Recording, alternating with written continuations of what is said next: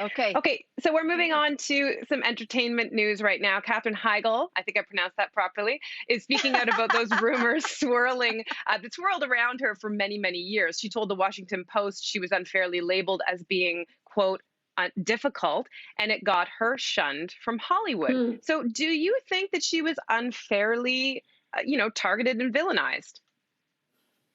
Well, Yeah. it does seem like there's been like a societal shift since Heigl said what she said about her character in Knocked Up, which is sort of where all of this started.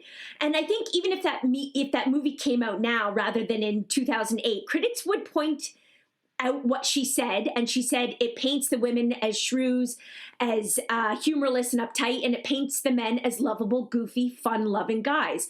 I think the general public and critics would watch that movie now and think, yeah, she's got a point. But in 2008, that's kind of when she was labeled difficult. So I don't think she was wrong, but does it mean that women can't be difficult?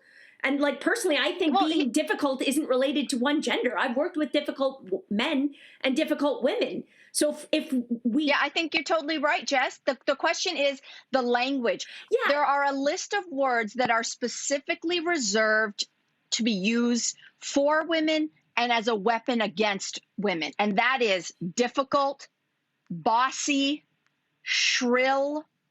There's a whole list of them. Yeah. Airhead, feisty, bimbo. These are words that are uniquely used against women. You're right. There are, I'm sure, Mel, many men in Hollywood that are what would you difficult to call, work with. if we can agree that a difficult woman exists and it is a thing, what would you then call a woman or a man instead of difficult? What should the default term be? But this is the question. It's understanding the language. I would call it Jared Leto. Or Alec Baldwin, or Tom Cruise, or Christian Bale. The difference is how it is used against them or not. When I just listed all of those male actors, all of whom have some kind of reputation of being difficult, the word we don't use for them is difficult. We say they are committed actors. They are dedicated. They are focused. Oh, it I is don't know used about that as a anymore. term. I think there's it's not a term that ever hurts them.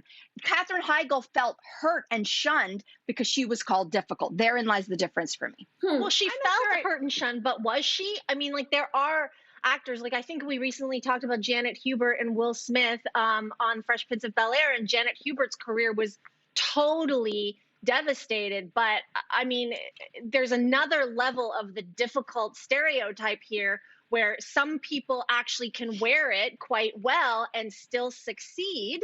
And some people aren't able to. And I would argue that Katherine Heigl succeeded.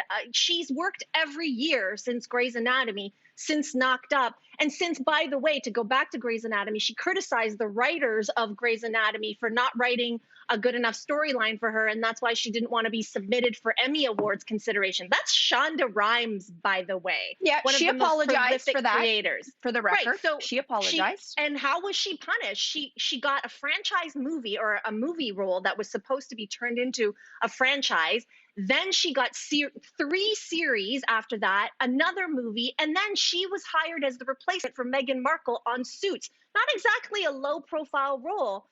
So I don't want to actually have this. I don't want to put her in the same conversation as Janet Hubert, which is what a lot of articles are doing, because it is not the same as a white woman who was labeled difficult. Katherine Heigl did just fine.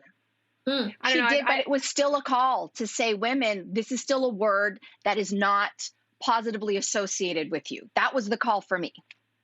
I don't know. I've worked with, I mean, I think if everyone can answer this, have you ever worked with a difficult woman? Yes. I have.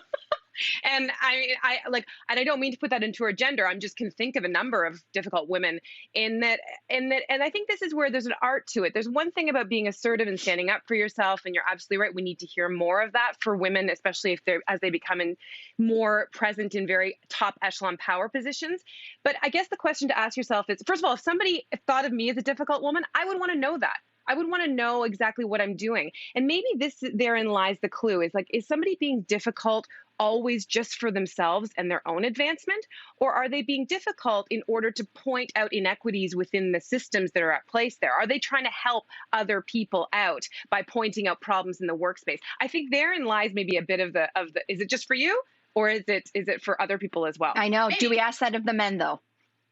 I mean, I don't know. I haven't worked with, to be honest, I haven't worked with as many difficult men as I have women. Ooh. Take that for what it is. I have.